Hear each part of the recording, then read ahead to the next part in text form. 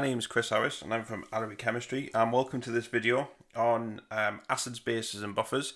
This is for the OCR specification, and so the content that's in this video is specifically designed and tailored towards this specification. So if you are studying OCR, then this has everything that you need to know and nothing more, and is designed as a revision tool. So you may have already looked at this already and it's just refreshing your knowledge on this topic, so that's what it goes through. Clearly it's really important that you practice as well using exam questions, because it's one thing knowing the content, it's another thing actually applying it and doing it in exam questions. So make sure that you're able to answer questions properly. And there are actually videos on Allery Chemistry YouTube channel that has that goes through past paper walkthroughs and looks at the exam technique side, so have a look around there. All the videos on Allery Chemistry are completely free. There's no charge whatsoever. All I ask is that you hit the subscribe button. You subscribe to the channel and you get all the updates on new and upcoming videos. So that's all I ask you to do. These set of slides here that I'm using are available for purchase. If you click on the link in the description box, and you'll be able to get a hold of them there. They're great value, and actually they can be used say on your tablet and your smartphone, and you can use it as a revision tool alongside your other resources that you may have, say from school or college. Like I say, what I'm going to do is just go through the basic concepts of this topic, but there are loads of other topics. The full range of topics for OCR is covered on the YouTube channel, so just go and have a look there. Okay, so like I say, this is dedicated to OCR, and so therefore it addresses all of the points that it says on the specification. And this is quite a hard topic, so there's a lot to cover, as you can see. Okay, right, so let's start with the discovery of acid-base theory. Okay, so scientific theories develop over many years, and they are improved upon by different sciences. That's just how science works. Science evolves constantly. Even the science today is constantly being adapted or tweaked or improved or sharpened or applied to everyday life, because that's the whole point of science, is it explains things around us and allows us to develop new technologies and theories. So what we're doing here is we're looking back. We're going down the timeline and trying to look at how our current way of thinking has been adjusted and adapted over time. So this is the history part of it. So what we're going to look at is the link between oxygen and acids. And this person, a Frenchman called Antoine Lavoisier. Lavoisier was famous for the study of oxygen and discovered that oxygen was responsible for the combustion, such as burning fuels, for example, and named the gas in 1778. And Lavoisier also knew at the time, he was aware of formulas of acids such as sulfuric acid was H2SO4 and nitric acid was HNO3. So it was way back in 1778, so he knew that already. He suggested that all acids must have oxygen in. That was his theory. That's what he came up with. But he didn't know the formula of other acids such as hydrochloric acid. So you could kind of excuse him for coming up with that theory, because the acids that he was aware of, they all contain oxygen. So he made that link between the two, and of course he found oxygen, so he had some kind of bias towards that as well, but he wasn't aware of other acids. So the proton and hydroxide ion theory, this was a little bit later on, 1884, and you may have seen, especially in the previous topics, which is Arrhenius equation. So this would have been in the rates of reaction section, which is the how fast section of this of module 5. But Svante Arrhenius was Swedish, and he came up with a theory to do with physical chemistry. So he's a physical chemist, that's what he was. And so he came up with proton and hydroxide ion theory for this. And Arrhenius said that acids donate protons, that's H plus ions, and bases release hydroxide ions, which is OH minus ions. So that was his thinking. And he also suggested that when an acid and a base react, they form salt and water. So, okay, so he's a little bit closer to what we understand it to be currently at the moment. But he didn't explain why chemicals like ammonia are bases, and we know that ammonia is a base. But the problem is, he said that bases release hydroxide ions, but ammonia doesn't have hydroxide ions. So his theory was much closer to where we are now. So it took these two people, you needed two heads to do this, which was Bronsted and Allery, who were Danish and British chemists, and basically they collaborated and improved the theory that Arrhenius did in 1923. So that's much, much closer to home, just under 100 years ago. So there's the picture. So Thomas Allery was British scientist, and Johannes Bronsted was Danish, and they came up with an idea that acids are proton donors, and they also said that when we mix acids with water, that hydrogen ions, so H plus ions, are actually released into solution. Now, H plus ions, they also come up with, said they don't exist on their own in water. They actually form hydroxonium ions, which is H3O plus. Sometimes you might see them as hydronium ions.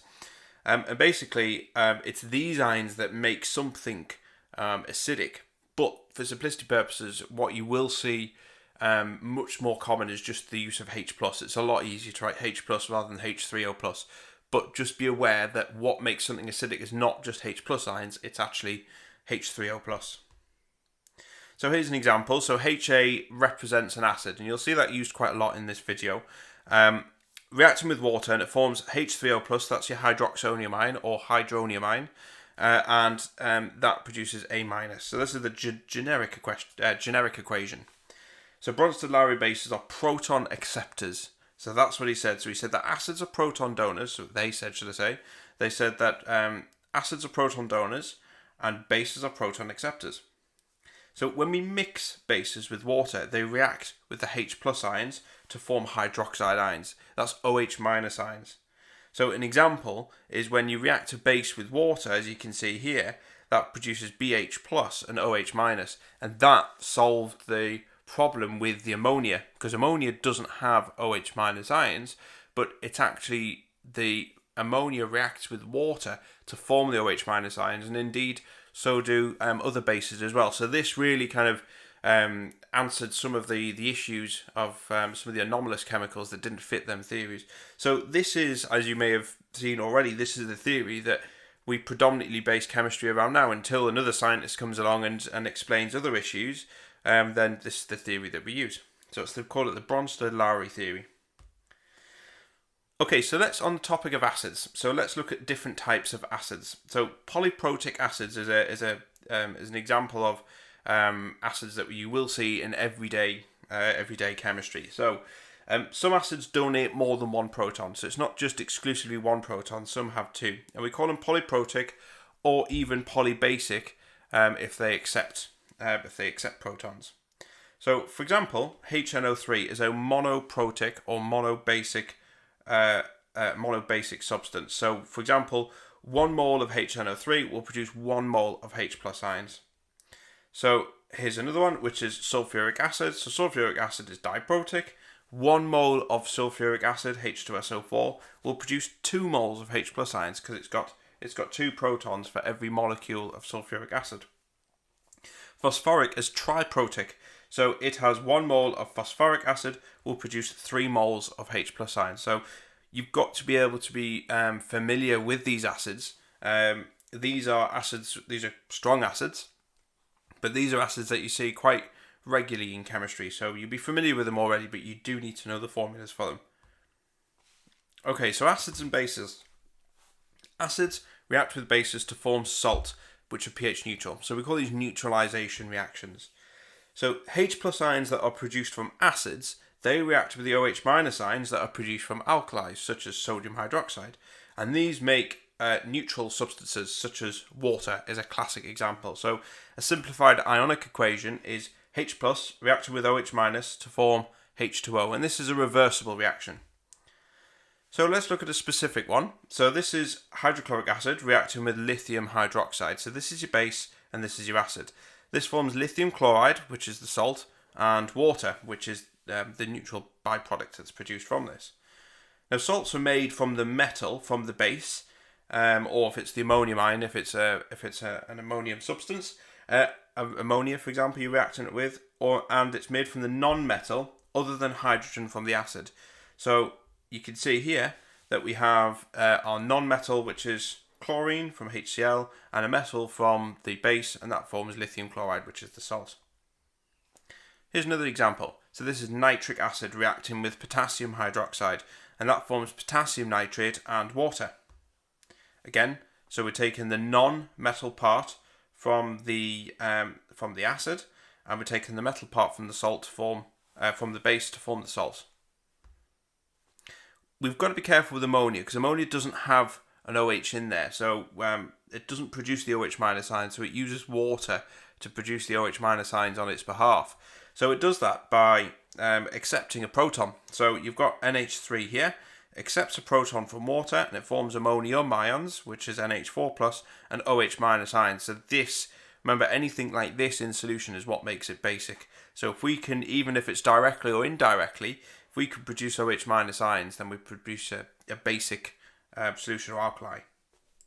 So an example, it'd be ammonia reacting with acids to make ammonium salts, but no water. So unlike these ones here where they produce water, when we react ammonia with an acid, we don't produce water, we just produce a salt, which is neutral as well, so that's fine. So this is ammonia reacting with sulfuric acid, producing ammonium sulfate, which is the name of the salt there. Okay, so let's look at acids and metals and metal compounds and how they react. You need to know a lot of reactions with acids. Acids form an integral part of chemistry, so it's no surprise that they appear in various different reactions. So let's look at the first one. So metals reacting with acids. So we've got metal plus an acid will produce salt plus hydrogen. So this is just standard equation. You may have seen that at GCSE. You certainly need to remember at A level. And here's an example. So we've got calcium metal reacting with sulfuric acid, forming calcium sulfate and hydrogen gas. And we also need to know our ionic equations as well. So ionic equations, all we do is remove spectator ions from the aqueous solution. A spectator ion is something that doesn't get involved with the reaction in terms of it doesn't produce anything which is valuable, necessarily valuable to us. So, for example, you've got calcium and sulfuric acid, calcium sulfate and hydrogen. So the integral parts here are calcium, because there's the ions there, and the hydrogens, because that's what makes it acidic. So H plus, and that'll form H2. Clearly there's sulfate ions in there, but the sulfate doesn't change from the left, it doesn't change to the right, so it's exactly the same. So we call that a spectator ion. It's there, it exists, but it doesn't actually form an integral part of the reaction. So metal oxide plus acid will form salt plus water. Okay, so we treat a metal oxide as a base because it is a base, that's why. So we form salt and water. So an example would be magnesium oxide, which is a metal oxide, plus hydrochloric acid, which is your acid, will form magnesium chloride and water. So this is your salt that's being produced. And again, we write our ionic equation down. Our ionic equation shows us that we have MgO, which is a solid, H plus from HCl, and then we have MgCl2 and H2O. Now you'll notice here that we haven't split MgO. The reason why is we can only form ions which are in solution. So because magnesium oxide here is a solid, we can't split it into its ions. So anything that's like water, which is liquid, or solid, must remain as it is. You can't split them up. The only things we can break apart into ions are anything which has AQ next to it. So they're aqueous substances, so anything dissolved in water. So that's why the chloride bit here and the chlorine here is there's no difference there, there's no change there. Whereas from the magnesium there is, we're going to form an Mg2 plus, and obviously the water is produced as well. But again, we don't split water for that same reason. Okay, so let's look at metal hydroxides. Metal hydroxides react with acid to form salt and water. Again, they're very similar, they're a base. So for example, sodium hydroxide reacting with sulfuric acid will form sodium sulfate and water. And the ionic equation, they're all aqueous, so we can all split them all up apart from the water. So OH minus is the integral part here. The H plus is the most important bit here, and this bit forms water. So effectively it's a neutralization reaction. So we've got OH minus and H plus. Okay, so metal carbonates, again these are bases as well, but the difference is that this produces carbon dioxide as well. So we produce salt and water, but also carbon dioxide. So an example would be lithium carbonate reacts with nitric acid to form lithium nitrate, carbon dioxide and water. So you'd see fizzing with this reaction. The ionic equation would be H plus. Again, we split that. The nitrate is the spectator ion. It hasn't changed left and right. It's exactly the same. And then we form carbon dioxide and water. Remember, because these are not aqueous, they still go into the equation, but we don't split them up. For example, we don't split water up into OH minus and H plus because this is liquid. Okay. Conjugate pairs. So, a conjugate pair is linked by the transferring of a proton. Okay, so basically what we're doing here is we're following the proton. Where is it coming from and where is it going to? And we pair their molecules up. So, any species that has gained a proton is the conjugate acid, and a species that has lost a proton is the conjugate base. Okay, so this is not to be confused with a standard acid. So for example, an acid is a proton donor and a base is a proton acceptor. So a conjugate is the opposite of that.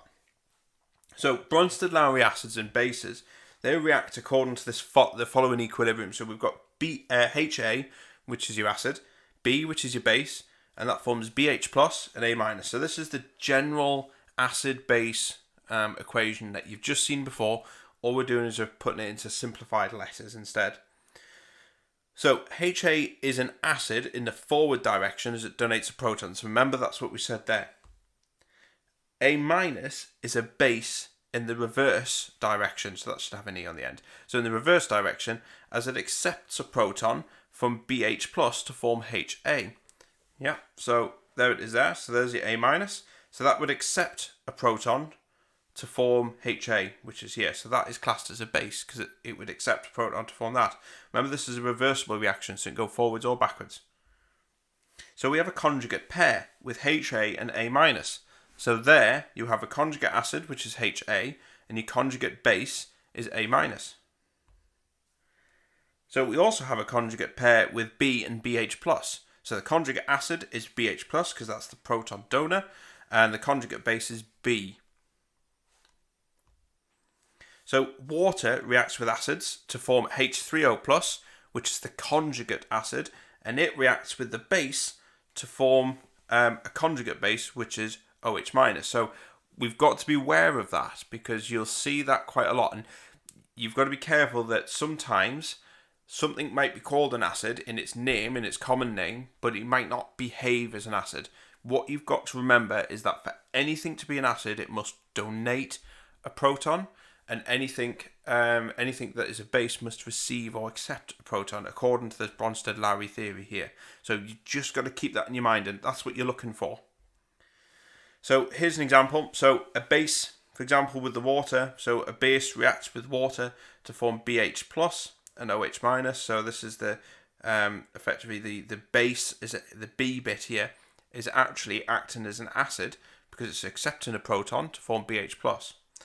Whereas here, HA, which is the acid, reacting with water, water acts as an acid, water acts as a base because it's receiving that proton, and HA is acting, HA effectively is breaking up to form A minus. Okay, so let's look at acids and bases being strong or weak. So what we've got to distinguish, and what you've got to be able to do, is distinguish between weak acids and strong acids. So when weak acids and bases react with water, they form a reversible reaction. So acids, for example, if we react an acid with water, we form H3O plus. Remember, that's your hydroxonium ion, and A minus. That can be represented as just H plus. And a base will react with water to form BH plus and your OH minus, and that's what makes something basic. Strong bases dissociate or ionize readily. Okay, so they pretty much dissociate completely. In other words, a strong base such as sodium hydroxide will, when you add it to water, it will break up into its ions, which is Na plus and OH minus, and it will do that really easily. Weak bases won't. And likewise with strong acids, exactly the same. So strong acids dissociate really well. So for example, hydrochloric acid, HCl, the HCl breaks up readily in water to form H plus and Cl minus ions. There's very little HCl molecules left, and you see them in the examples in this table. So a weak acid, these are normally organic acids, so things like ethanoic acid and other carboxylic acids that fall into that category. Anything with COOH on the end. The backwards reaction is favoured in these types of reactions, so we don't get many H plus ions produced, and you'll see in this reaction here. So in this case, we're using ethanoic acid. In terms of equilibrium, it lies well over to this side, which is the left-hand side. So we don't get much of these ions here, which makes them a weak acid.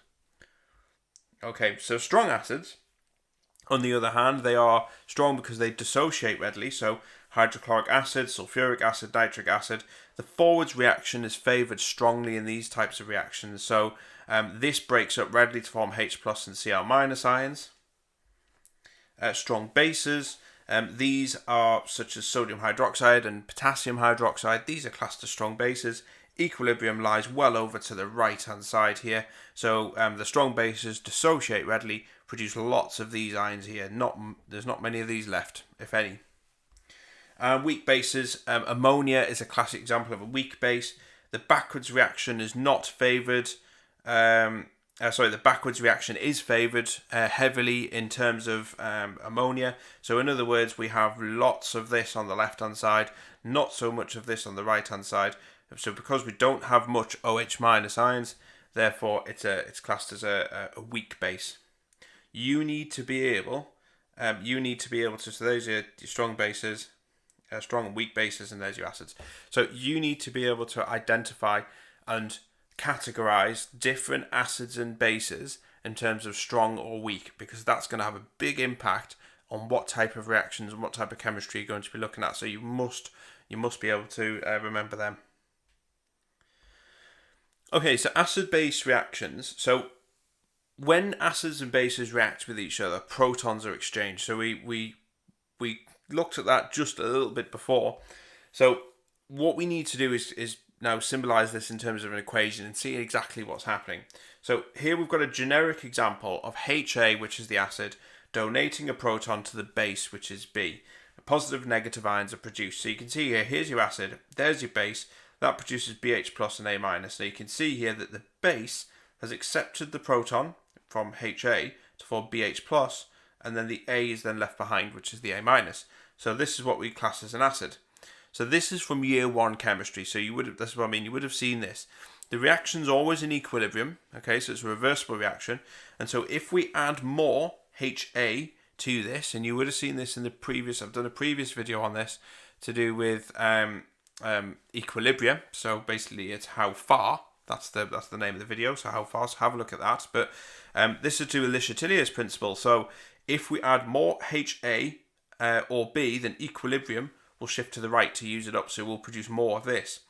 If we increase the amount of BH plus or A minus, equilibrium will shift to the left. So you need to be aware of that in terms of Le Chatelier's principle. So a lot of these topics interlink with each other. Although the videos are done in separately, because it would take me nearly probably a whole week to do the full lot, but they're done separately just to break it up a bit, but they do interlink, and I think that helps quite a lot, because instead of seeing them in isolation, you're seeing it as one, and that helps you to remember it because you're making connections. So water behaves as a base when acid is added to it. So notice in this reaction that the water molecule has accepted a proton to form the hydroxonium ion. So here it is here. So here's the acid, HA, reacting with the water, okay, the water molecule. And water here is actually accepting a proton to form H3O+. So water is actually a base in here, and HA is the acid. Okay, so remember, always look for where that proton's going. So with strong acids, remember, equilibrium lies well over to the right, okay? And with weak acids, equilibrium lies well over to the left, so it doesn't dissociate that much. Okay, so now we've got to the most of the acid stuff out of the way, so the basic principles of what an acid is, what a base is, how that correlates with H plus and OH minus ions, and what a strong and weak acid is. What we can now do is really get into the flesh of this. And we start to look at some of these phenomena, such as Kw, for example, which is the ionic product of water, and you'll also see, for example, Ka a little bit later on as well. So there's a lot of these. So don't get them confused with Kc, which is to do with which is nothing to do with acids and nothing to do with acids and bases in this sense here within this topic. So water exists in equilibrium with its ions. So we've seen that already. So in other words, a glass of water doesn't just contain H2O molecules. Okay. So water dissociates into hydroxide ions and hydroxonium ions, as illustrated in this equation, but also we've seen that before as well. So for example, 2 molecules of water will break down into the hydroxonium ion, which is H3O+, and your hydroxide ion, which is OH-. Remember, this can be simplified to H+ as well. So this is probably easier to work with, but you've just got to be aware that H+ really exists as H3O+. Okay, so the equilibrium law can be applied. So this is where I said regarding Kc. So this is an element of Kc, but it's specifically to do with water. So the equilibrium law can be applied as we have an equilibrium reaction. So we can use the Kc expression that we'd seen in a previous video to do with equilibria to represent the reaction. So we've got H+, OH-, and H2O. So remember, it's always product over reactant when we're looking at equilibrium laws. So water dissociates into its ion very weakly. It doesn't break up very readily. If you had a glass of water, most of it would still contain the full H2O molecule. You won't have many of these ions. In fact, there's so little OH- and H+ ions compared to the water molecules, the whole water molecules, that we assume that the concentration of water has a constant value because it dwarfs the amount of water molecules in there compared to OH- and H+, completely dwarfs that. So we need another expression to take this into account effectively. So if we multiply the two constants, Kc and H2O, so the constants of them, then we get a new constant which is called Kw. We call it the Ionic product of water. And the units of Kw are moles 2 dm to the minus 6. So you must remember that. So we use a different constant for water. It's always a little bit different. Something so simple has to have its own has to have its own constant effectively. So it's still to do with equilibrium, but it's just a special type.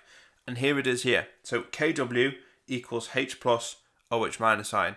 The H2O bit that was in the Kc expression that you can see there has been removed because of this assumption that we make. And so this is the formula that we use for Kw. Okay, so let's delve into Kw a little bit more. So important points to do with the value of Kw. So the value of Kw is the same in a solution at a given temperature. So there's no difference there. It's the same with Kc as you've seen before. And Kw always has a value of 1 times 10 to the minus 4 moles 2 dm to the minus 6. Okay, so that's the value of Kw. And this value changes if the temperature changes. So that's the standard value that we use, the benchmark value that we use for Kw, unless the exam board will tell you otherwise if it's in your exam. So pure water has an equal amount of H+ and OH- ions, because if you're going to, from one water molecule, you're going to have, for every H+ ion, you're obviously going to have an OH- ion. So we have an equal amount. So when we're referring to pure water, in other words, there's no other elements in there, just 100% pure water, we can simplify Kw to H+ squared, okay? Because we can assume that the amount of H+ ions is the same as the amount of OH- ions. Okay, so let's look at the pH equation. So pH is a logarithmic scale that measures the concentration of H+ ions in solution. So you would have seen this from GCSE, probably well before GCSE, the pH scale. So it starts from 0 to 14, 0 being very acidic, so a strong acid, 14 being very basic, so this is a strong base, and 7 is neutral, so that's bang in the middle. So the equation we use is pH equals minus log to the base 10 H+ ions. The H+ ions come from the solution, and the logarithmic scale is what you'll find on the calculator. But we'll look at that in a moment. So pH can be calculated when we know the concentration of H+ ions. So if we know the concentration of H+ ions in solution, we can work out pH. So for example, calculate the pH of 0.03 moles per dm cubed of hydrochloric acid. So we know that hydrochloric acid is a strong acid, so therefore we assume that the HCl molecule dissociates fully into H+ and Cl- ions. So what this means is that the concentration of H plus ions will equal the concentration of the HCl where it's come from.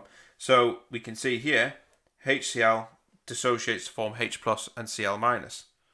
So using the equation, we can calculate pH. So pH is minus log to the base 10 of 0.03, and again you'll have that on your calculator. The automatically is base 10, and the pH is 1.52, which seems reasonable because it's a strong acid.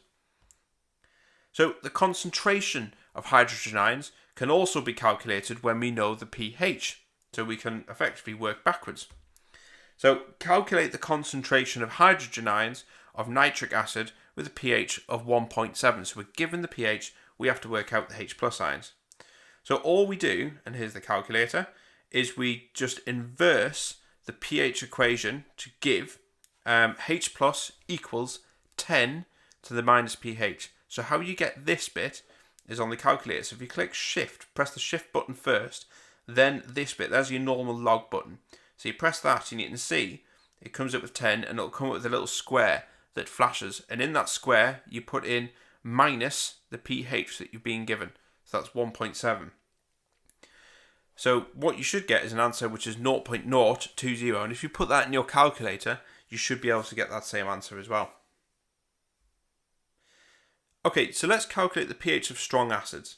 So when we're calculating the pH of strong acids, we assume that they dissociate fully. So this makes it really simple. Okay, you'll see you'll do pH of weak acids, and it's a little bit more complicated, but strong acids are fairly straightforward. So for monoprotic acids, such as hydrochloric and nitric acids, they dissociate one proton for every molecule of acid. Okay, so this means that the concentration, as you've seen just before, the concentration of the acid equals the concentration of the H plus ions.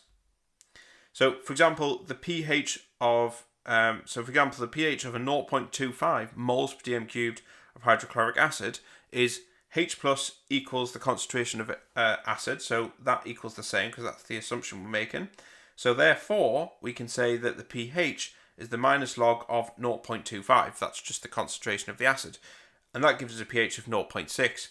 Because this is hydrochloric acid, that's sensible because that pH is in the strong acid region. If you're getting something like 13 or 14, something hasn't gone right because you can't get hydrochloric acid that's got a pH like that. So, always check your answer. The number has a meaning, so relate it back. So diprotic acids is a little bit more complicated, but you've just really got to watch out for it. It's not too difficult. Just be really vigilant when you get these types of questions. Sulfuric acid, what that does is that produces 2 H plus ions for every acid molecule. So sulfuric acid produces 2 H plus ions. So that means the concentration of the acid is 2 times the concentration of the H plus ions. Okay, because we're producing two times the amount of H plus ions. So for example, if we want to work out the pH of 0.25 centimeters cubed of sulfuric acid, then we have 2 H plus ions equals 1 acid molecule, the concentration of. So 0.25 moles per dm cubed of acid produces double the amount of H plus ions. So it's 0.5. Remember, you've got to do that first. Then all we do is we plug that into our normal formula and we get a pH. And again, the pH is 0.3, so that's to be expected because sulfuric acid is a strong acid. Okay, so let's look at calculating the pH of strong bases. So similar to strong acids, but what we're doing is we're calculating the pH of a strong base. We've got to assume that they dissociate fully, okay, which is the same as a strong acid, but we're dealing with a base instead. So for example, here's sodium hydroxide, which is a strong base, that dissociates fully into sodium ions and hydroxyl ions. And most of these strong bases, these dissociate to produce 1 OH minus ion for every base molecule. So it's a pretty straightforward ratio. So it means whatever the concentration of the base is, will be the same as the concentration of OH minus ions that it produces. So to calculate the pH of a base, we still need the H plus ion. We still need that. But to get this, what we have to do is use that Kw expression that you've just seen before. So to work out H plus, we need to know Kw, and we need to know the OH minus concentration at a certain temperature. Because remember, Kw does change if the temperature changes. So once we know the H plus ions, or the H plus concentration, we can work out pH. So for example, if we calculate the pH of 0.15 moles per dm cubed of sodium hydroxide solution at 298 Kelvin, so that's the temperature. Kw, remember, has a value of 1 times 10 to the minus 14 unless it's specified otherwise. So first, what we're going to do is substitute the figures into the Kw expression. So the Kw expression is 1 times 10 to the minus 14 equals H plus times by 0.15. So 0.15 is your concentration, that's Kw. We then rearrange that expression to find H plus. So H plus is 1 times 10 to the minus 14 divided by 0.15, and that gets us 6.67 times by 10 to the minus 14. So that's the concentration of H plus. And then now we've got the H plus, we then look at our pH equation, minus log of the H plus, and then we get our pH of 13.18. Again, this is sensible because this is a strong base, sodium hydroxide, so that means that the pH has got to be somewhere in the region of 13 to 14, and it does come out with that. So make sure your answers are sensible. That's the key thing. If it's not, then go back and see if you can work out where you've gone wrong. Okay, so Ka, acid dissociation constant. So weak acids dissociate slightly. Now you'll use this formula when you're working out the pH of a weak acid. So the ones that we've seen there just before is a strong acid and a strong base, which is fairly straightforward because you can assume they fully dissociate. The problem is with weak acids, they don't fully dissociate, and so therefore it's really difficult it's a little bit more trickier to calculate the pH of that. So they only dissociate slightly in aqueous solutions, so we have to use another constant to help work out their pH values. So what we can do is, where with a strong acid, like I say, we can assume that the amount of H plus ions equals the concentration of H plus ions equals the concentration of acid. We can't do this for weak acids, and so we use this acid dissociation constant, which is Ka. And so for weak acids, they exist in this following equilibrium. So it's Ha, H plus, A minus. No different from any other acid, it's the same. It's the position of equilibrium which makes weak acids different to strong acids.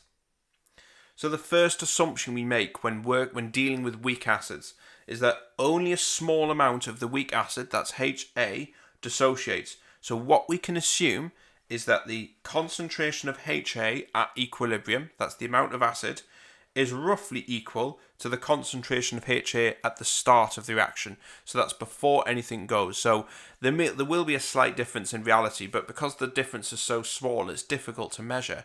We can make this approximation, this assumption. So the equilibrium law can be applied here as we have an equilibrium reaction. So we use the Ka expression to represent the reaction. So Ka is H plus A minus divided by Ha, which is at the start. Remember, the assumption that we're taking is that the concentration of Ha at the start is approximately equal to the concentration at equilibrium. So we can use this even though it's an equilibrium reaction. The units are moles per dm cubed here, and so therefore what we do is we put products over reactants. That's the equation that we use. The second assumption is that dissociation of acid is greater than the dissociation of water present in the solution, and so we can assume that all the H plus ions come from the acid. Okay, so it's not coming from the water. Obviously they will exist, of course they do, because it's in solution, but we assume that they all come from the acid, and so therefore what we can assume is the amount of H plus ions is approximately equal to the amount of A minus ions.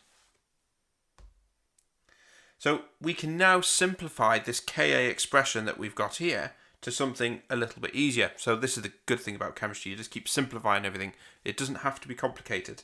So Ka is H plus squared over Ha. So basically we've just got rid of the A minus and squared the H plus. So it's a lot easier to use when it's in that format. Okay, so let's calculate the pH of a weak acid. So remember, we've got to use that Ka expression. We can't use the assumptions like we did for a strong acid. Okay, so we use that Ka expression. So here's the question. So calculate the pH of 0.03 moles per dm cubed of ethanoic acid at 298 Kelvin. The Ka for ethanoic acid at 298 Kelvin is 1.76 times by 10 to the minus 5 moles per dm cubed. So first of all, what we're going to do is write down our Ka expression. So Ka equals H plus squared over CH3COH, which is your ethanoic acid. So the second thing is we rearrange to calculate the H plus squared. That's what we want to work out, because remember, to calculate pH, we need to know the H plus concentration. So H plus squared equals Ka multiplied by the concentration of ethanoic acid. So H plus squared is 1.76 times by 10 to the minus 5 times by 0.0300. That gives us a H plus squared of 5.28 times by 10 to the minus 7. So that's the concentration of acid ions squared. So that's the key thing. Because it's squared, we've got to take the square root of that answer to get just H plus, because that's all we want. So we take the square root of that answer and we get 7.27 times by 10 to the minus 4 moles per dm cubed. That's the concentration of H plus ions that this acid has produced. But we need to work out pH. So to calculate the pH, we put it into that formula. pH equals minus log of H plus ions. That's what we've just worked out. So minus log of 7.27 gives, times 10 to the minus 4, gives a pH of 3.14. Again, look at the number. Is that sensible? Yes, it is, because it's a weak acid. So therefore, our pH has got to be 3.14. It's still the same. Okay, so let's use that Ka expression, but this time what we're going to do is we're going to calculate Ka, or the concentration of a weak acid. So instead of working out pH, we're going to work out something else. So here's another example. So we're going to calculate the concentration in moles per dm cubed of methanoic acid, HCOOH, at 298 Kelvin with a pH of 3.14. The Ka for methanoic acid at 298 Kelvin is 1.77 times by 10 to the minus 4 moles per dm cubed. Wow, there's a lot of information there. Right, so let's start. First one, calculate H plus, so the concentration of H plus in the pH equation. That's what we've got to do first. So the pH is minus log H plus, and we rearrange that to give us H plus equals 10 to the minus pH. So we've got to work out the H plus first. So remember, we looked at the previous slide. Use your calculator, shift, log, you get your 10, your flashing box, just above the 10, you put in minus your pH, which we know is 3.14 because we've been told that. So therefore, the concentration of H plus ions here is 7.24 times by 10 to the minus 4 moles per decimeters cubed. Okay, so then we write down the Ka expression. So Ka equals H plus squared divided by methanoic acid.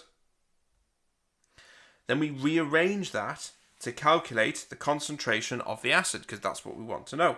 So that's H plus squared over Ka. We know what H plus is because we've just worked that out there. So we do 7.24 times by 10 to the minus 4 squared divided by Ka, which we've been told. So that's 1.77. And so the concentration of weak acid is 2.96 times by 10 to the minus 3. So calculating Ka is exactly the same. We just repeat steps 1 and 2, but we just substitute the numbers into this straight away. We don't actually even need to rearrange. So we just do H plus and divide it by the concentration of the acid, which in this example you would be given if you're asked to work out Ka. So it's that's even more straightforward. So you can see all we're doing is we're using a lot of these equations and just pooling them up. So have them equations in your mind and try and think, right, which one do I need to use? And some of them, for example, contain H plus. pH contains H plus, Kw contains H plus, and Ka contains H plus. So there's a lot of equations to contact H plus. So a good idea is, if in doubt, calculate H plus, because the likelihood is you're going to be able to put it in some form of equation if you're unsure. Okay, so this one's a new one. This is called pKa, or calculating it. So pKa is another way of measuring the strength of an acid, similar to pH. And you'll notice there's a little bit of a similarity. They both start with a little p. So the lower the value, the stronger the acid. Again, just like pH, the lower the value, the stronger the acid. So pKa is the minus log of Ka. Now that rings a bell because pH is the minus log of H+. So in theory, you could say that the P bit stands for minus log of something. So that's how you can remember it. So pKa is the minus log of Ka. pH is the minus log of H plus. See? So there is logic behind it, you see. So calculate the value of pKa value of an acid with a Ka value of 7.52 times 10 to the minus 3. This is dead easy. We just do minus log of Ka, and this gives us a pK of 2.12. So remember, the lower the value, the more acidic it is. We can also rearrange that, so we can do Ka equals 10 to the minus pK. Again, that's the same thing, shift log on your calculator, and we put minus pKa in. So for example, calculate the pH of 0.0250 moles per dm cubed of ethanoic acid at 298 Kelvin and has a pKa value of 4.75 at 298 Kelvin. So the first one, calculate the Ka first. That's the first thing we need to do. So Ka equals 10 to the minus pKa. So 10 to the minus 4.75. So our Ka value is 1.78 times by 10 to the minus 5. It's fairly straightforward when you look at it. It's just there's a lot of things in there which think, crikey, that's quite scary. Unless of course you do A-level maths, of course, and that may make it a little bit more easier. So then what we've got to do is we then got to calculate H plus from the Ka expression. So this is the second thing we need to do. So we know the value of Ka because we've just worked that out, and this is the Ka expression that we use here. So H plus squared, so we rearrange it to get H plus squared, which is Ka times by our ethanoic acid, which is effectively 1.78 times 10 to the minus 5, multiplied by 0.0250, because we've got that there. H plus squared is 4.45 times 10 to the minus 7, and then H plus, which is this bit here, concentration of H plus, is square root. So remember to square root it, because this is telling us about H plus squared. A lot of people miss that bit, and they end up just putting that as the answer and saying, oh, well, that's it. So be really careful. The final thing, now we know the concentration of H plus, we can then work out pH. So pH is minus log H plus. So pH in this example is 3.18. Again, check to make sure that's sensible. Don't just take the number as a for its own worth. This is ethanoic acid. It's a weak acid, so we'd expect weak acids to be around pH 3-4. So this looks about right. It's quite a strong weak acid, but it's still a weak acid nonetheless. Okay, so how do we actually measure the pH experimentally? Because a lot of this is about calculation and theory, etc. But at the end of the day, we've got to carry out things practically, and we've got to know how we can measure the pH of a substance to either work out the concentration of something or to use the formulas as we've suggested there. So what we do is we use pH meters, and pH meters, they measure the pH of a solution, but they've got to be calibrated. Now, if you've used one of these in the lab, you'll know what a nightmare they can be, and you've got to use buffer solutions, and we'll come on to buffers in a minute, that's another thing. But buffer solutions, and you basically calibrate it using that. So the buffer solution would have a buffer of 3, say 3, 7, and 9, let's say, and you'll put your pH meter in and just make sure it is reading what them chemicals are. So the pH probe must be placed in distilled water first. You've got to clean the end of it, and you've got to be careful, the end's quite delicate. The meter should be reading 7 if it's in pure water, so you've got to adjust that if it's not. Then what we do is we repeat the process with standard solutions at pH 4 and pH 10, and make sure that you rinse it with distilled water between each pH solution. So in other words, make sure it's pH 7. If there's one of the testing one, this is tap water on it, but if this is in a buffer solution of pH 4, let's say, and we put the pH probe in and it comes out as 3, we need to adjust, we need to calibrate that because we know that that's 4, okay? And you'll see in a minute why. pH meters, they should be calibrated for use because, it's a bit like getting on the scales. If the scales is already showing 2 stone, let's say, and you step on it, then you're going to be 2 stone heavier. The scales is going to say you're 2 stone heavier than what you actually are. So this is exactly the same, except this is for pH meter. Okay, and we always wash the probe after each test. So we do not just stick it into different substances because you'll just contaminate it. You've got to wash the little end of the probe to make sure it's completely washed of contaminants.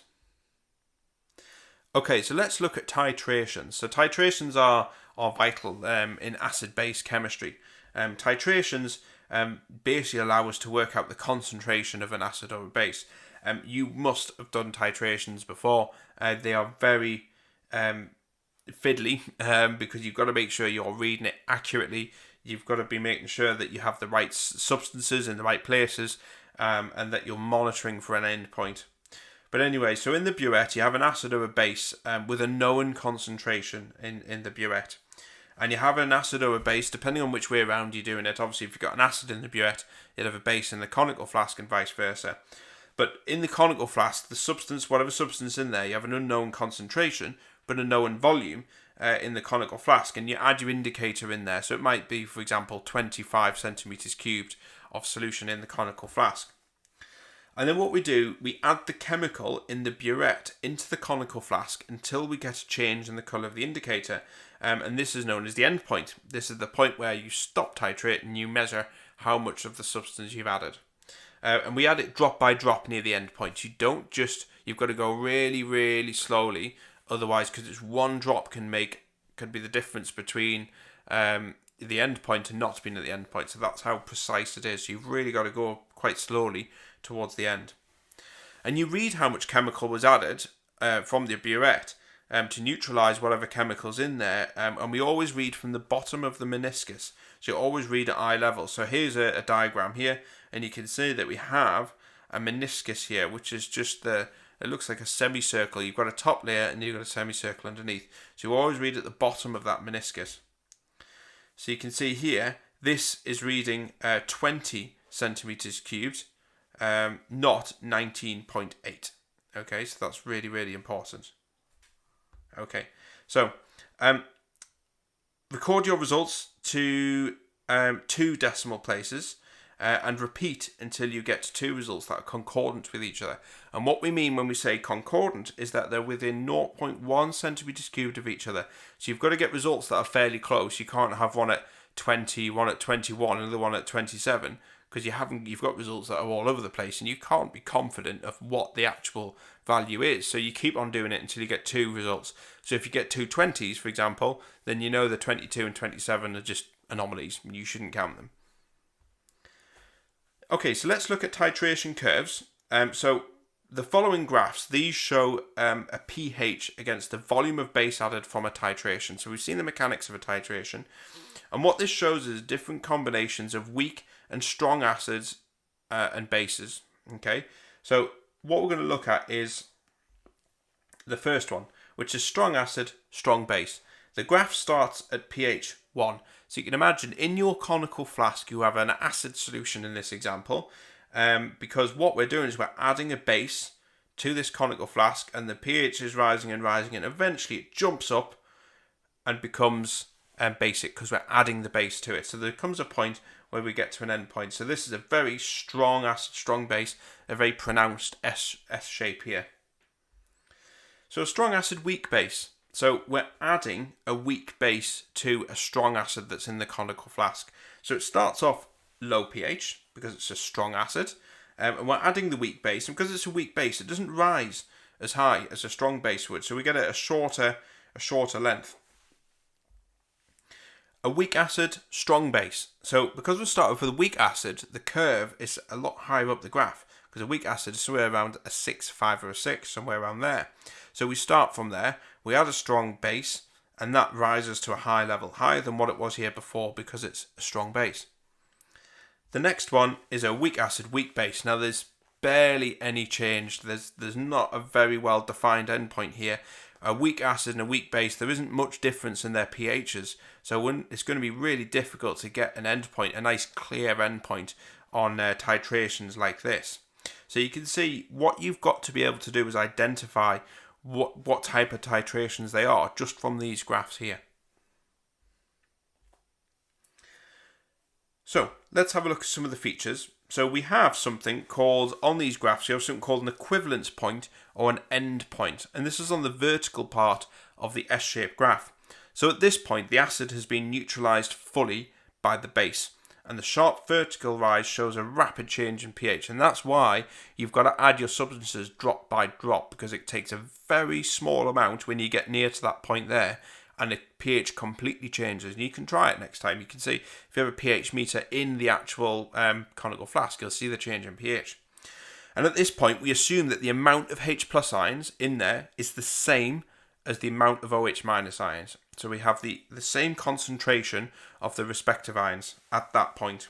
And that means it's neutralized. We don't have more H plus ions than OH minus ions. The change in pH is smallest when using a weak acid or weak base together in a titration. So we'd seen that on the previous graph. There was a very small change. And so in this example, with the blue line, what we're seeing is we're starting off with a strong base in the conical flask and we're adding an acid. So the strong base has obviously got a high pH and that starts off high. And as we add the acid from the burette, it starts to drop and you get a massive change in pH and eventually all of a sudden it becomes more acidic. So this is just showing the other way around. So it is very important, which way the graph goes will tell you what's in that conical flask. So an indicator is quite a useful thing then, because if you add two colourless liquids, you have no idea where that endpoint is because you're just adding two colourless liquids together. So an indicator is really useful because it tells us where that endpoint is, but you have to choose the right indicator. You can't just be picking any old indicator here. So a suitable indicator must change colour entirely within the vertical part of your titration curve. And obviously the vertical part depends on what type of titration you're doing, as you've seen with the 4 different graphs before. So you can see here, in this example here, we must choose an indicator that changes completely between a pH range of 3 and 10. Anything outside that range, and we're not necessarily going to find the endpoint. So there's a variety of indicators that can be used. However, 2 of them which are the most common are methyl orange and phenolphthalein. So try and say that one quick. So phenolphthalein. So you can see here we've got colour change for methyl orange is somewhere between pH 3 and pH 4.5, which fits perfectly within our range here. Phenolphthalein changes between 8.2 and 10. So that one changes as well. So we can use either of them indicators within this titration. And so what you can see is a colour change that's happening between them. So for methyl orange is red at low pH and yellow at high pH values. And so this can be used for strong acids and strong bases, or strong acids and weak bases, because they fit within that range. Phenolphthalein is colourless at low pH and pink at a high pH values. So it can be used for the following, which is a weak acid and a strong base. So it can be used for that type of indicator. So you see, the choice of indicator is important. So when you're doing this in an exam, what you've got to look for is that zone in that vertical part, and select the right indicator. Now, you see weak acids and weak bases, they have no sharp pH change, and so no indicator is suitable, so we must use a pH meter for that type of titration. It's not the best titration to do it on because of the very limited scope that you have to measure the pH. So really what we've got to do is measure the pH, plot that on a graph or record it down, and then plot the graph to see where your endpoint was. Okay, so you wouldn't have to, it wouldn't be titrations without calculations. So we're going to look through some of the calculations of titration methods here. So this is just a bit of a reminder, because you would have seen this in year 1. So remember, the equivalence point is the point at when neutralization occurs. So a pH meter is really used when you want to plot a graph to show this. So let's look at this example. So we've got 15.7 centimeters cubed of 0.450 moles per dm cubed of sulfuric acid was required to neutralize 0.120 moles per dm cubed of sodium hydroxide. Calculate the volume of sodium hydroxide being neutralized in centimeters cubed. So the first thing is we write out our balanced equation. So this is H2SO4, which is sulfuric acid, reacting with sodium hydroxide, and that will form sodium sulfate and water. You can see here we're going to put sulfuric acid in the burette, sodium hydroxide in the conical flask. Then what we have to do is calculate the number of moles of sulfuric acid. So moles is concentration, that's moles per dm cubed, times by volume. So that's 0.45 times by 15.7 times 10 to the minus 3. So what we've done here is we've got 0.45, which is the concentration, and the volume is 15.7. But what I've done is I've added times 10 to the minus 3 on the side there, because what that does is it shows us, by adding that, effectively you're dividing it by 1,000, and that converts centimeters cubed into decimeters cubed. So there we are. Okay, so you can just divide that by 1,000 if you want. I find it easier to just put times 10 to the minus 3 on the end of anything that you want to divide by 3, because it just keeps it cleaner. Okay, so the third thing was then we used the equation to find out the molar ratio in order to work out moles of sodium hydroxide, and we call this stoichiometry. So for example, we have a 1:2 ratio between sulfuric acid and sodium hydroxide. So what that means is the number of moles of sodium hydroxide, so which is this bit here, is 2 times the moles of sulfuric acid. So the number of moles of sodium hydroxide is 2 times 7.07 times by 10 to the minus 3, because that's what we've just worked out here. And that's going to give us 0.0141 moles of sodium hydroxide. So basically we're working at that. And then the fourth one, the last step, is we now calculate the volume using volume divided by moles, volume equals moles divided by concentration. And we need to divide that by 1,000 to get centimeters cubed at the end as well. So the volume in decimeters cubed is moles divided by concentration. So the volume is 0.0141 divided by 0.120, because that's the concentration that we've been told, which is here, and that gets us 0.118 decimeters cubed. We need to find it in centimeters cubed because that's what the question's after. So we times it by 1,000 to get centimeters cubed. That should say times by 1,000 rather than divide. Okay. So this is looking at the last section of this topic, which is the introduction to buffers. So a buffer is a chemical that resists the change in pH when small amounts of acid or base are added. It doesn't stop the change, it just resists it. Okay, that's really important.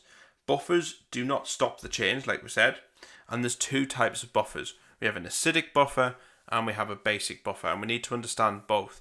Buffers can be quite complicated, so I want you to listen carefully to this element in particular, looking at the mechanics of a buffer and try to explain it in the best way possible. I think the key thing in an exam though with a buffer is being able to articulate yourself, to give a reason why a buffer works, or why, explaining your reasoning. And some of you'll see here the way I describe it in the written part here is to try and get as many keywords in there as possible, and you'll see what I mean. Okay, so acidic buffers. So acidic buffers resist the change in pH in order to keep the solution below pH 7, because acids are pH 7. So that's key. Resist is the key word here. They are made from a weak acid and its salt. Okay, not any salt. It's got to be the salt of the weak acid that you're using. Okay. So an acidic buffer is using ethanoic acid. So that's CH3COOH, which is your weak acid, and sodium ethanoate, which is its salt. Okay, so basically we take that and mix it, and we've got a buffer. Okay, they're really simple to make, but they're really complicated to understand. So right, in any buffer solution, but I'll try and make it as simple as I can, of course. So in any buffer solution, there are 2 equilibrium equations at play. Okay, so the 2 equations coexist in the same beaker. So we've got one beaker with 2 reactions going on at once. Okay, so just pause there for a moment. Right, here's the first equation. Okay, so equation 1 is the acid, the weak acid, which is dissociating to form the ion and the H+ ion. So we've got large amounts of this acid. Remember, a weak acid dissociates poorly. So we have lots of this and not much of this. So equilibrium is well over to the left. We have a large amount of them acid molecules. The other reaction that's going on in this beaker, remember there's 2. The other one is the salt, because we've chucked in a salt into the beaker as well. The salt is dissociating it because it dissolves in water. So it breaks down to form this, in this case it's an ethanoate ion and a sodium ion.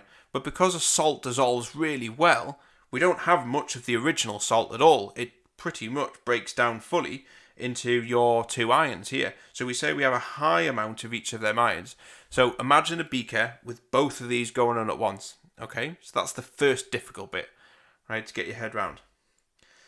So this is where we're going to throw a little bit of a curveball into it. This will get a little bit complicated. Just constantly keep in mind them 2 reactions at once. They're both in the same beaker, and this will help. So what happens when we add an acid to this buffer? An acid's H+, remember. So the H+ ions will react with the CH3 COO- ions in solution. Yep. Why do they do that? Because positives will react with negative ions. Yep. And we do have CH3 COO- ions. We've got them here. So thankfully, we've got an abundance of them as well. We've got loads of them here. We've got a salt that produced loads of these ions, so that's fine. So we can add loads of H+ ions, and there's loads of COO- ions in there. So what that means, this is where it gets a little bit complicated, so we've now got to interlink these two equations together because they're happening in the beaker at once. Remember what I said? So you've got more CCH3, so you've got more CH3 COOH is produced, which means equilibrium shifts to the left. Okay, so we are producing, the H+ is reacting with this, so what we're producing is more of this. So by default, we're shifting it to the left because this bit, when we write them above each other, is to the left of that. We are moving that arrow's pointing left, isn't it? Okay. What happens when we add a base to this buffer? So have a think. OH-, the minus is going to be attracted to a positive ion, isn't it? Something that's positive. So in this case, it's going to be attracted to this, which is H+.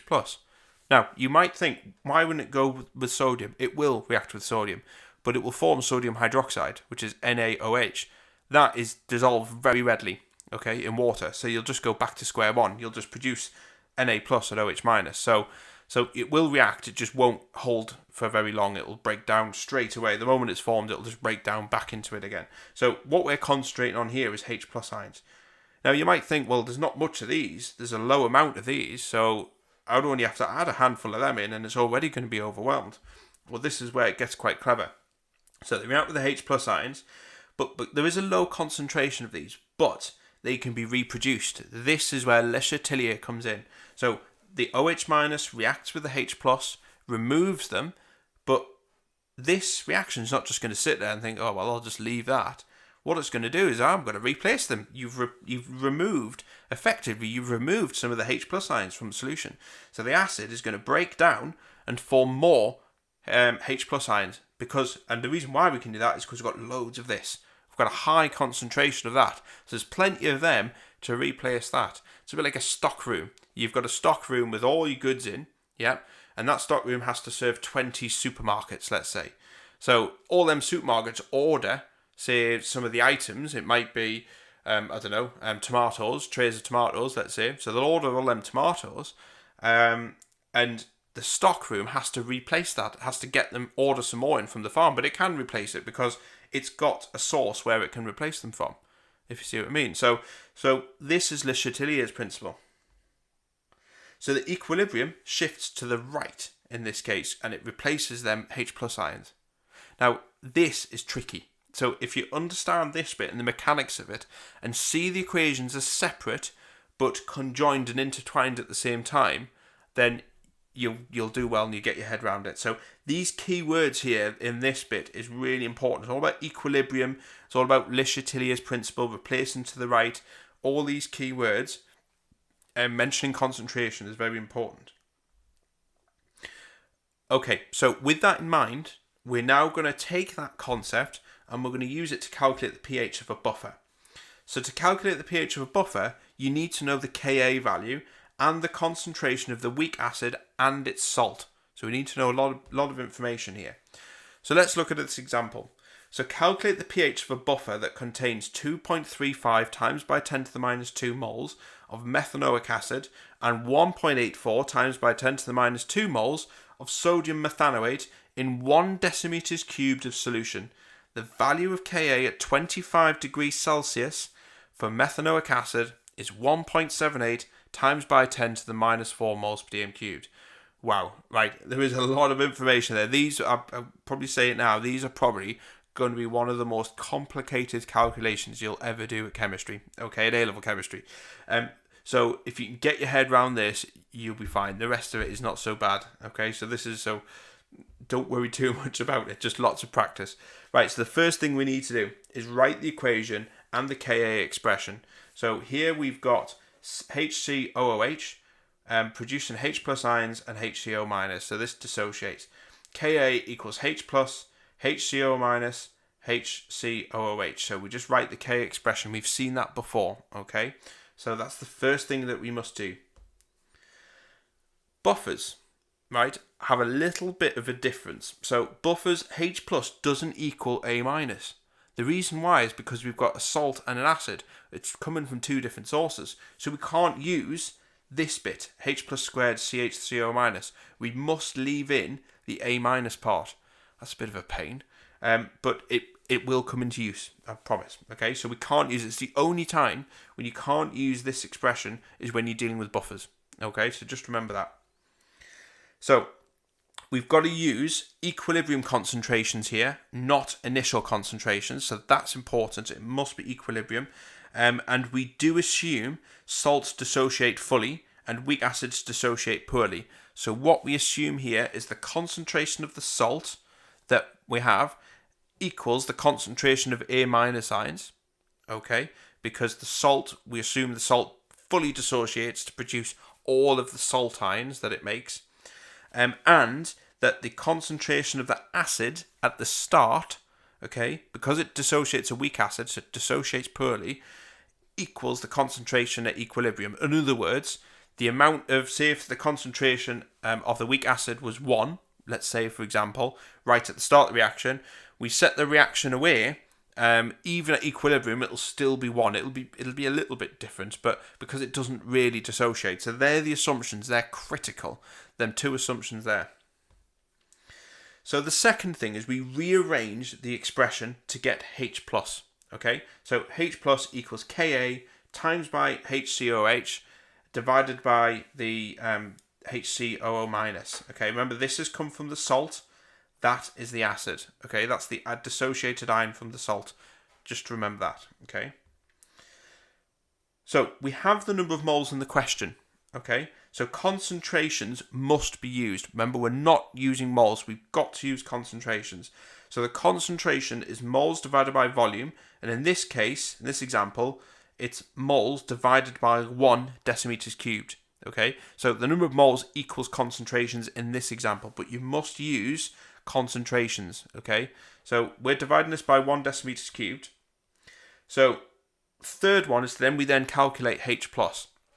So H plus equals 1.78 times 10 to the minus 4, so that's the value of Ka, okay, times by 2.35 times by 10 to the minus 2, which is the value, the concentration of our acid, and the concentration of our methanoate ion from the salt is 1.84.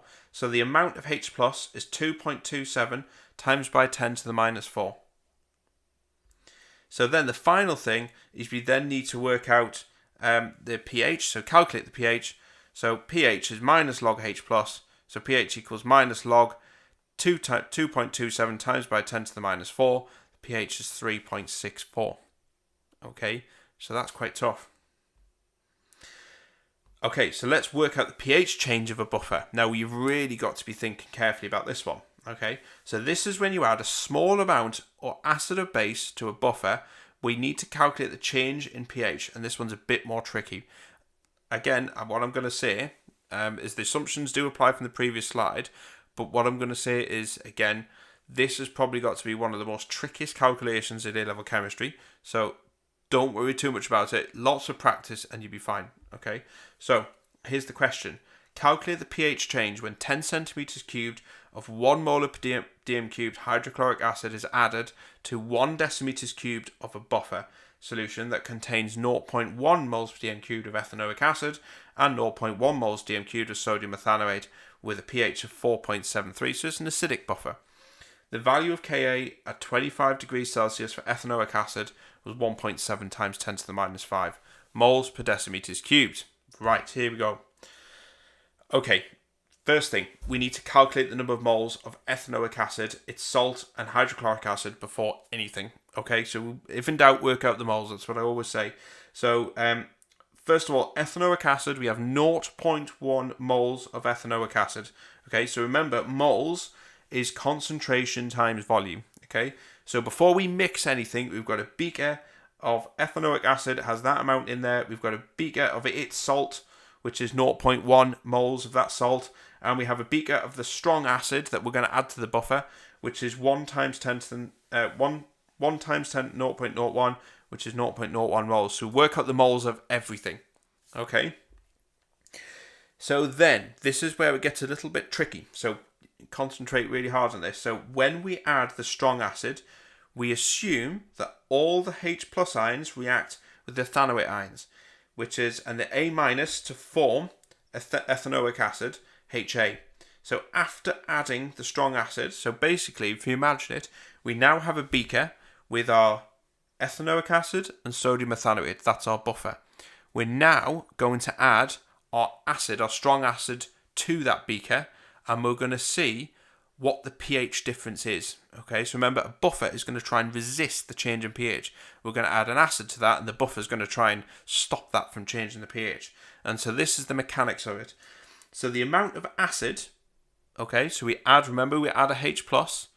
The H plus will react with the salt ion to produce the acid. Remember that back in the other slide. So the amount of acid will increase by the same number of moles as what you've added in your acid, in your strong acid. So we've added 0.01 moles of strong acid to the buffer, and that will produce an extra 0.01 moles, the same number of moles of weak acid. Because remember, H plus ions, adding H plus ions to a buffer will increase the amount of weak acid. Okay? And the amount of salt, which is A minus, will decrease by the same amount of moles of strong acid that you've added, because that's being used up. So remember, when you add H plus to an acidic buffer, it will use up some of them salt ions, that's the A minus, and it will use up. So if we've got 0.01 moles of acid, strong acid going in, it's going to use up 0.01 moles of the salt ion that was produced, so that's going to decrease. That's quite important, because that's now told us how many new moles we've got. Okay, it's a bit like having 100 people. So you've got 100 people lined up in a hall, and you're going to add 50 other people into that hall. That's like 50 HCl molecules. They're going to pair up with 50 of them, and you're going to have some left over. So in this case, this is what we're doing. We're adding some molecules of acid in there, but they're going to react with some of the ions that already exist in there. There's still some left over, look. There's some there. But we've formed extra paired molecules. We've formed an extra pair, haven't we? So, now we need to get concentrations for all of them. So the concentration of HA, so we now know how many moles of HA there are in there, is 0.11 divided by 1.01. Now this is tricky. The reason why we're dividing it by 1.01, because you might think, well, hang on, I've only got a fixed volume, which is 1 decimeters cubed. But remember, we've added 10 centimeters cubed of acid, so the volume is a little bit bigger than that. Don't forget that bit. So that divided by that gets you the concentration of your acid, and then your concentration of your salt is 0.09 divided by that bigger number, which is 0.09 moles per dm cubed. So now we've got our concentration. This gets a little bit easier now from now on. So that was the tricky bit. Use the Ka expression to rearrange to get your H plus. Okay, so H plus is Ka times by CH3COOH, so that's your ethanoic acid, divided by your salt. So we put that in, concentration of H plus, put the figures in, and we get that. 2.08 times by 10 to the minus 5. Calculate the pH. So we've got the amount of H plus, there's the pH there. But remember, it's after the pH change, so we've got to subtract the two difference. So the pH change is from 4.73 to 4.68, so that's the change. That is tough, but if you get your head around this bit in the red box, then you're flying. Okay, so where do we use these buffers? They seem awfully complicated, but incredibly useful. So buffers have many uses in household products, naturally occurring in living things as well. Blood is a classic example of buffer. If you didn't have a buffer system in your blood, you would not be alive. It's as simple as that. And it works day in, day out, and it's constantly rebalancing the ions in your blood to make sure it's at the perfect pH. If it's not the right pH, it's simply enzymes wouldn't be able to function, cells wouldn't be able to adapt, so it is vitally important. So it is absolutely worth knowing about it. So it must be as close to 7.4. That's the pH of blood. We need that to be the same, like I say, to allow bodily functions. But carbon dioxide plays a massive role here within blood plasma. So we have what we call a carbonic acid and hydrogen carbonate, which is HCO3 system. So we have your carbonic acid, which is here. This dissociates into H plus and HCO3 minus. So that's your acid bit. And then we have this system going on as well, where you have H2CO3 and water and carbon dioxide. So you've got your carbon dioxide that already exists in your blood. And so this is the buffer system that occurs in your blood with carbon dioxide. Now, the amount of carbonic acid in the blood is controlled by respiration in your cells. So we breathe out carbon dioxide, and the level of carbonic acid reduces as equilibrium shifts to the right to replace them. So when we breathe out, we're breathing out some of that carbon dioxide because we've produced it from our cells, respiring. Okay, that carbon dioxide reduces, and so therefore the equilibrium shifts to the right to replace them. So some of this acid moves across to replace the carbon dioxide that's been lost. So we do need carbon dioxide in our body. We don't have to get rid of all of it. Hydrogen carbonate, which is HCO3 minus, so this carbonate ion here is controlled via your kidneys, and if there's too much of this in your blood, that's just removed through your urine. So it's a fine balance between them, and your body's got numerous ways to either get rid of this or to retain it. And that's it. So that was a bit of a marathon. A tough topic. It's not an easy topic. If you did find it difficult, then there's a reason for it. It's not an easy one. But please subscribe to my channel. There's loads more videos on this that go through all these some of these complicated areas, and hopefully it'll go a little bit of a way to try and help to explain it. This is available to purchase as well, so you can have your own copy. If you click on the link in the description box, and that will get you there. But please subscribe. These are all for free and always will be. All I ask is that you just hit the subscribe button, and that just keeps you in the loop regarding these videos. But that's it. Okay, bye bye.